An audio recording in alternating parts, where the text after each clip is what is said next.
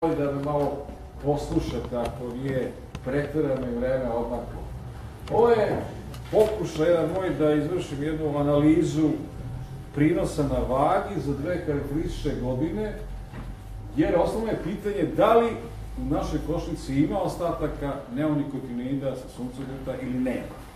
Kod nas neke laboratorije, da li to mogu da dokažu ili ne, ja znam da po neku godinu kategorično sam znao da to nije bilo moguće. U međuvremenu kažu da može i na VMA u Beogradu, ali ja znam da može da uradi Institut za fiziku u Novom Sadu, ali navodno ne rade na ekonomskoj osnovi, nego rade samo u smislu naučnih istraživanja. U susednoj Mađarskoj znam da ima laboratorija koje to rade za cenu od nekih 130-140 evra.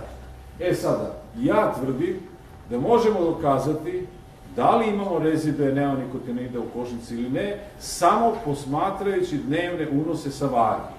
Evo ovdje sam uzeo jednu dobru godinu, to je 2005. godina, i naneo sam dnevne unose u kilogramima. To su ove plave tačke.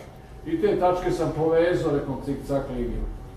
Isto to po danima cvetanja unio sam za 2009. godinu kada sam nastradao na suncokretu i vidite da ta crvena cik-cak linija iz 2009. ako se konstruiše jedna rezultujuća linija, ovdje dobijemo jednu pravu liniju sa negativnim trendom, a kod ove godine normalne, kad nije bilo tih problema, dobijemo jednu parabolu gde vidimo neki maksimum, minimum i slično. Dakle, samo posmatranjem vage možemo zaključiti da li imamo rezidua u košnici kada su u pitanju ovi otrovi ili ne. Dalje.